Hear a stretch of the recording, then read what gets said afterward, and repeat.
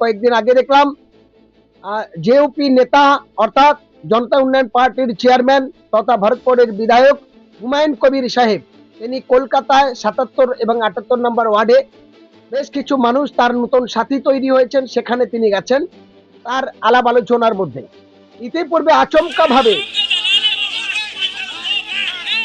তৃণমূল কংগ্রেস, ববি হাকিম এবং মমতা বন্দ্যোপাধ্যায়দের নিজস্ব কিছু গুন্ডা বাহিনী, তোলাবাজ, তারা বহিরাগত, তারা বাংলার মানুষও সঠিক ভোটার আছে কিনা সেটা সন্দেহের ব্যাপার, কারণ তারা বিহার বা উত্তরপ্রদেশে এরকম ধরনের জায়গার মানুষ। তাদের দিয়ে হুমায়ুন কবিরের পেছনে লাগিয়ে দিল কি go back go back go back slogan. আমি জানতে চাই এটা কেন করা হলো, এটা করার কারণ। আমি হোসেন গাজী দেশ বাঁচাও সামাজিক কমিটি পশ্চিমবঙ্গের রাজ্য সম্পাদক এবং তার প্রতিষ্ঠাতা এবং মানবাধিকার কর্মী ও জমিয়ত উলামাদের একজন কর্মী হিসাবে বাংলার কয়েকদিন পূর্বে কয়েকটি দুর্ঘটনা ঘটেছে বলা যেতে পারে এবং কয়েকটি বিষয়বস্তুর উপরে আমরা নজর রেখেছিলাম। আজ বাংলায় হচ্ছেটা কি সেই বিষয়ের উপরে আমি নজর রাখতে চাইছি। বাংলার আমাদের দেশ স্বাধীন দেশের জনগণ পরাধীন কেন হবে? আমাদের দেশ গণতান্ত্রিক, তাহলে গণতন্ত্র রাজত্ব কেন চলবে? এই বিষয়ে আমি আপনাদের সামনে কয়েকটি কথা আলোচনা করছি গুরুত্বপূর্ণ। বাংলার প্রত্যেকটা জাতি, ধর্ম, বর্ণ নির্বিশেষে সকল শুভবুদ্ধি সম্পন্ন মানুষের উদ্দেশ্যে বলতে চাই। ১ নম্বরে, ভারতবর্ষ সেকুলার দেশ, পশ্চিমবঙ্গ একটা গণতান্ত্রিক দেশ।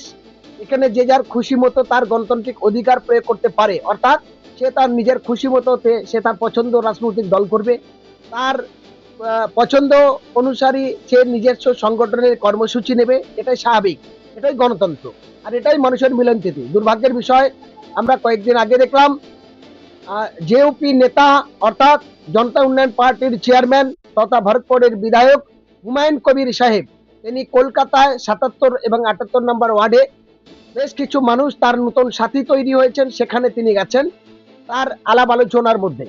ইতিপূর্বে আচমকা ভাবে তৃণমূল কংগ্রেস, ববি হাকিম এবং মমতা বন্দ্যোপাধ্যায়দের নিজস্ব কিছু গুন্ডা বাহিনী, তোলাবাজ, তারা বহিরাগত, তারা বাংলার মানুষও সঠিক ভোটার আছে কিনা সেটা সন্দেহের ব্যাপার, কারণ তারা বিহার বা উত্তরপ্রদেশে এরকম ধরনের জায়গার মানুষ। তাদের দিয়ে হুমায়ুন কবিরের পেছনে লাগিয়ে দিল কি go back go back go back slogan. আমি জানতে চাই এটা কেন করা হলো, এটা করার কারণ। হুমায়ুন কবিরের ভয় পাওয়ার কিছু নেই, হারানোর কিছু নেই, পাওয়ার কিছু নেই। এই ঘটনায় যেটা বুঝতে পারলাম সেটা হলো তিনি ভয় পেয়ে করেছেন। তৃণমূল কংগ্রেস 15 বছর সরকারে আছে, সরকার পরিচালনা করছে, তারা যদি ভালো কাজ করতেন তাহলে আজকে হুমায়ুন কবিরের গো ব্যাক দেখানোর দরকার নেই, আইএসএফ করার অপরাধে মিথ্যা মামলা দেওয়ার দরকার নেই, অন্য দল করার অপরাধে তাদের ধমকানো চমকানোর কোনো কথাই নয়। ফলে এই ঘটনার পরে আমরা যা বুঝলাম সেটা সম্পূর্ণ ব্যভিচার করা হলো, অনাচার করা হলো মমতা ব্যানার্জির এবং ববি হাকিমের তৃণমূল কংগ্রেস পরিচালিত এই যে ঘটনা, এটাকে আমরা তীব্র ধিক্কার জানাই, নিন্দা জানাই।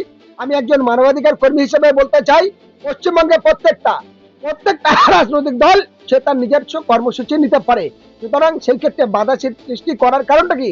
কারণ হলো তৃণমূলের দুর্বলতা আছে, 15 বছরের সরকার তারা ব্যর্থ, তারা মানুষের অধিকার দিতে পারছে না, তাই মানুষের থেকে তারা বঞ্চিত হয়েছে।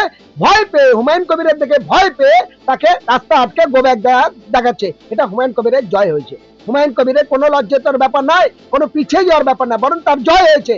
তার দেখে ভয় পেয়ে গুন্ডা লাগাতে হচ্ছে, এটা তো তৃণমূলের লজ্জা উচিত, এটা বাংলার মানুষের কাছে লজ্জা হওয়া উচিত। এই জায়গা দাঁড়িয়ে আমি বলবো এই তৃণমূল কংগ্রেসের একার পক্ষে আর সম্ভব নয়। ইতিপূর্বে তারা কংগ্রেসের সঙ্গে নাকি জোট করছে, ফলে 15 বছর সরকার এত অপদার্থতার পরিচয় হচ্ছে যে এখন তাদের জোটের জায়গায় যেতে হচ্ছে। ফলে এই জায়গায় দাঁড়িয়ে আমি বলবো বাংলার মানুষকে, আজ যদি মানুষের অধিকার ফিরে পেতে চায় তাহলে আপনারা 2026-এ ভোটে আসছে দিন, সবাই মিলে শপথ দিন, স্বৈরাচারী ফাসিস্টবাদ বিজেপি এবং অপদার্থ তৃণমূল সরকারের বিরুদ্ধে বিকল্প মহাজোটকে সাপোর্ট দিন। এই আবেদন আপনাদের সকলের নিকটে। আমি হোসেন গাজী একজন মানবাধিকার কর্মী।